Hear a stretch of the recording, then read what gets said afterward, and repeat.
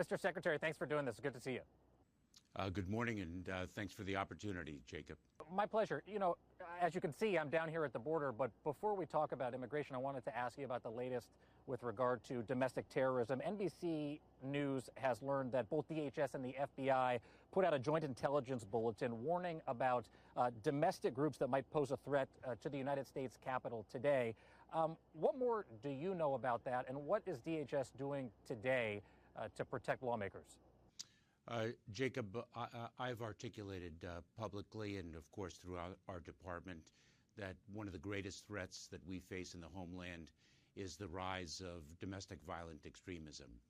And one of our responsibilities in the department is to ensure that we're disseminating intelligence and information to our state and local law enforcement partners and to the communities so that we can equip the communities to guard against this growing threat. And the way in which we do so, with various means, but one of them is through the issuance of joint intelligence bulletins, or JIBs as they're commonly referred to, informing our local partners about the threat and enabling them to address it. I should say, if I may, that we approved the allocation of FEMA grant funds to state and local authorities to equip them with resources to battle this grave challenge. What's the nature of the threat against the Capitol today specifically? And I'd also like to ask you about what you have learned about where DHS may have erred, where things might have gone wrong with your predecessors in the previous administration that led to the January 6th attack. So we are watching the threat stream, the information, social media, other sources with respect to this particular day, March 4th. But quite frankly, we are vigilant every day, as we must be when the threat is as acute as it is in the domestic violent extremism context. And, you know, with respect to what transpired in the past, that is, of course, under review. Not so much from a point of view of accountability, quite frankly, Jacob, but from a point of view of lessons learned to make sure that if, in fact, any mistakes were made, they're not repeated, and we are delivering for the American people to the highest level possible. Just real quick, you mentioned the FEMA grants towards domestic terrorism. Is DHS going to change its posture in any way with regard to domestic terrorism potential incidents? We're going to change our posture as the intelligence and information dictate. That's what we do. We take a look at the data, we take a look at the facts, and we develop our posture accordingly. Let's talk about, Mr. Secretary, what's going on here at the border, and including the latest numbers. NBC News has obtained data that shows, as of Tuesday, CBP had 1,763 unaccompanied kids in its custody. 625 of them were there longer than the legal 72-hour limit to be transferred out to HHS. That same day, my understanding is you briefed the President of the United States at the White House about the fact DHS projects 117,000 unaccompanied children. 117,000 could cross the border this year. That would be a record. Is that number accurate, first of all? And how do you plan on processing and treating those children who come to the United States humanely? Jacob, let me, if I may, start at the very beginning, which is the fact that the prior administration really operated from a point of cruelty, and I spoke to that earlier this week. And they expelled children, minors under the age of 5 at times, at extraordinarily tender ages. That is a policy that we discontinued from the point of view of humanity. And what we are doing is building the capacity to address the needs of those children, and we are guided by some core principles. Number one, we act in the best interest of the children, and we act in the best interest of the American people. And thirdly, we adhere to our values and principles as a country. And so, in fact, the numbers are significant. The challenge is significant. And our plans are well underway as we build the capacity to address the needs of the children, and we are rebuilding from scratch. Just to follow up on that, two things. One is that number 117,000 projected unaccompanied minors entering the United States this year, is that accurate? And number two, you all at DHS have already opened one soft-sided tent facility to process migrants that are coming into the country. There are plans for another. HHS has opened an influx shelter. Are you planning on opening more? Are you advocating that HHS should open more temporary influx shelters? I don't have the precise number in mind, Jacob. That number does resonate, and we understand the significance of the number of children. It speaks to the fact that there is, quite frankly, pent-up desperation from three countries that have suffered so much violence, so much poverty, and other adverse conditions.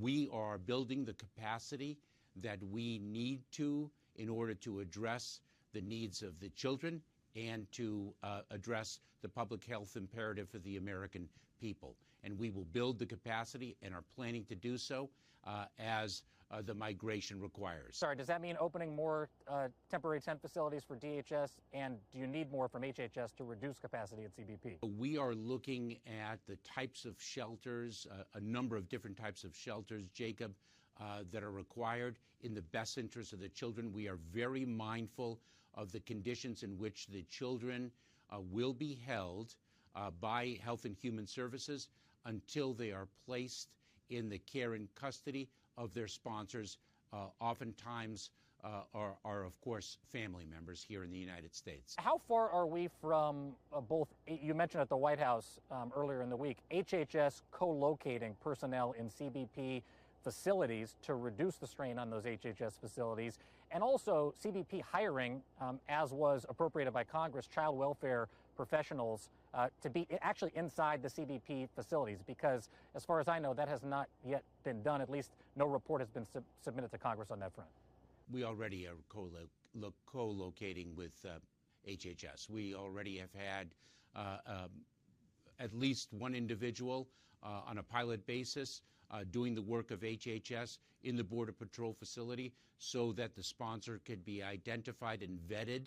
Because remember, we have to place the child in the care of an individual who is responsible and can execute on that responsibility for the well-being of the child. So we've already begun that, and we are looking at, indeed, hiring individuals in the Department of Homeland Security to care for those children, address their mental and other health needs in the Border Patrol facility for the short period of time that they should be in a Border Patrol facility as a pass-through to the HHS facility before being placed with a sponsor. Just as a point of clarification, you're saying Border Patrol facility. Is it a pilot program in one facility only, or is there HHS personnel across the southwest border in CBP facilities? I know that process already has begun. I don't have the particular numbers in mind, and I'm happy to follow up, but we're already on top of that, and that has begun. Thank you for that clarification, Mr. Secretary. You mentioned that the administration is unwinding what you call the cruelty of the Trump administration's immigration policy. That includes stopping new entrants to the Remain in Mexico program, processing migrants through that Remain in Mexico program to come into the United States.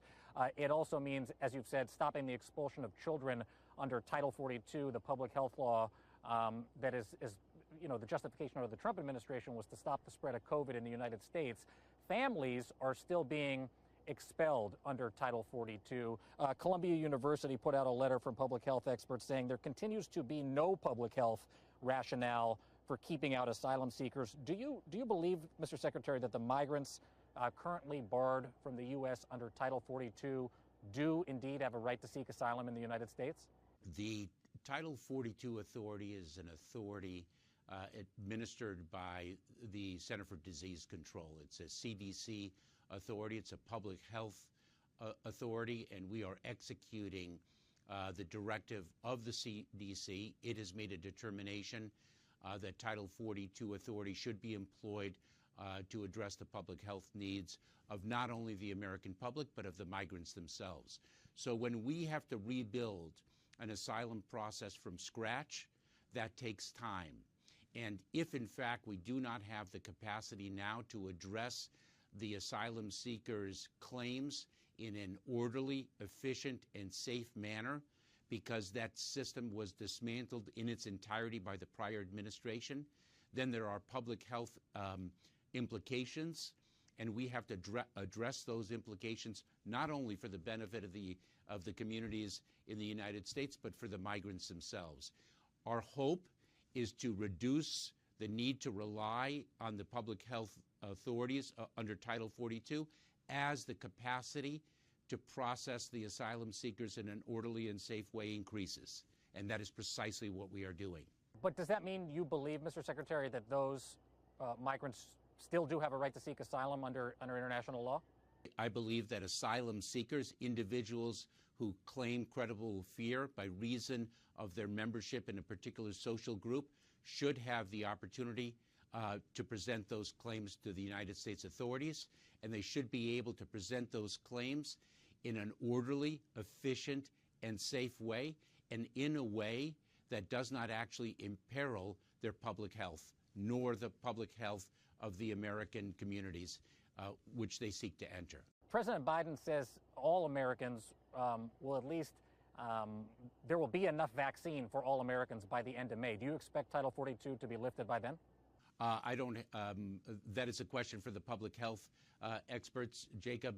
It is our effort to reduce reliance on Title 42 as swiftly as possible, to address the public health imperative on the one hand, and to be able to process asylum claims of individuals on the other. Just quickly, I wanted to ask you about deportations. BuzzFeed News reported that over 900 Haitians have been deported just in the beginning of February alone, despite the fact that President Biden had said he was going to pause deportations for 100 days, and also despite the fact that an internal DHS report said they may face harm if returned to their home country. Why are those Haitians being deported, and why are deportations continuing? There are a number of reasons, Jacob. Number one, the president, you correctly note, actually the acting secretary of Homeland Security on January 20th issued a pause on deportations or removals for 100 days so that the Department of Homeland Security can assess the situation and determine how best to use its removal authorities. That pause was enjoined by a court in the Southern District of Texas. So we are, of course, obligated to follow the law, as we always do. And so the pause on deportations was prevented from being implemented, and we could not expel those Haitians, and there are individuals from other countries as to which expulsion is not available into Mexico or into other countries, and so they were returned, in fact, to Haiti and other countries that do accept them, the ultimate countries of origin. Many of the Haitians actually came in through Mexico from other countries in South America. Let's talk about family separation and the reunification task force, of which you are the chairman. This is an extraordinarily important undertaking by the federal government. I'm here in Otay Mesa, where Miss L, the namesake of the lawsuit that won the reunification of the thousands of families separated by Trump, was actually detained before she sued ICE, and the order was put down by the federal judge to reunify the families. You made the extraordinarily important announcement earlier in the week that separated families who have been, parents who have been deported to home country will have the opportunity to come back to the United States. I wanted to ask you about families who are reunited but are now in their home country because either they were reunited here and then deported, or they were reunited in home country. Are they going to have an opportunity to come back to the United States as well, Mr. Secretary? We're going to take a look at that issue, but if I can take a step back, it's an issue that is of grave importance to me, and I know, quite frankly, having read your compelling writings on this subject, an issue of grave importance to you, and it hopefully is an issue of grave importance to every American, because to speak of the cruelty of the past administration, there's no more powerful example, regrettably, than the intentional separation of a child from his or her parent or parents in order to deter migration, and often to deter individuals who are seeking asylum in this country. We're extraordinarily dedicated to this mission. We will not rest until we achieve it. I was very proud to announce that Michelle Brunet is the executive director of this task force, a brilliant and extraordinarily committed human rights lawyer. We are going to get this done. Just one more on the family separations, Mr. Secretary. The Attorney General is a member of the task force as well, or when he is confirmed will be a member of the task force. Will his role be to look into potential criminality of members of the Trump administration? I think we are focused right now, Jacob, on reuniting the families and restoring them to the best of our abilities. This will be an all-of-government effort. It is not just the Department of Homeland Security and the Department of Justice. It's also the Department of State working with our international partners, the Department of Health and Human Services, to bring whatever health relief we can to the families. And we're going to work, as I mentioned, with international organizations, our international partners, and the private sector. This is all of America effort. How is it possible that the task force can issue a report so that it never happens again if there is not a holistic investigation into potential criminality of the Trump administration? I haven't excluded anything, but what I'm focused on right now is reuniting the families. And in terms of not happening again, our intention also in the task force, after the reunification of the families, after restoration of the families to the best of our abilities and as fully as the law permits, is to build institutional safeguards to make sure it does not happen again. And that includes financial restitution, mental health services to the families? We are taking a look at all opportunities to restore these families, to bring stability and health to them. As I said earlier this week, we're going to take a look at all the options and lean forward. Some lightning round questions. Is DHS planning on closing family detention centers? Right now, Jacob, we are taking a look at the challenge at the border, making sure that we address that to address the needs of the migrants themselves and the American public. And we're taking a look at the immigration system writ large and seeing what reforms we can achieve to ensure that the manner in which we address the needs of individuals looking for a better life adheres to the principles and values of our country and its proudest traditions. Just to be clear, President Biden tweeted during the campaign, children should be released from ICE detention with their parents immediately. That would seem that he would like to end family detention. That's not the case, or you can't commit to that at this point? A detention facility is not where a family belongs. Are you going to end the use of private immigration detention centers in DHS? The president asked DOJ to do that very thing, but he hasn't asked DHS to do that yet. Jacob, I'm going to take a look at the immigration system writ large and decide what reforms are needed. I'm going to do that in partnership with community stakeholders, of course, the agencies that I oversee, state and local law enforcement. We're going to be collaborative. We're going to be a partnership, and I'm going to make the ultimate decisions in executing the president and the vice president's vision for a better nation and to build back better. That's what I'm going to do.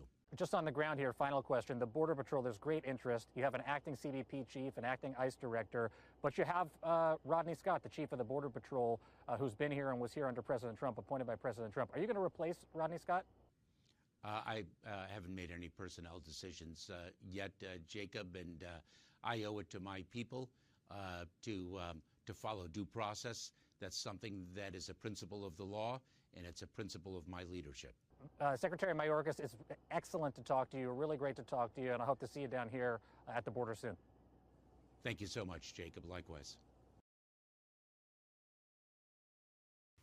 Hey, NBC News viewers, thanks for checking out our YouTube channel. Subscribe by clicking on that button down here and click on any of the videos over here to watch the latest interviews, show highlights, and digital exclusives. Thanks for watching.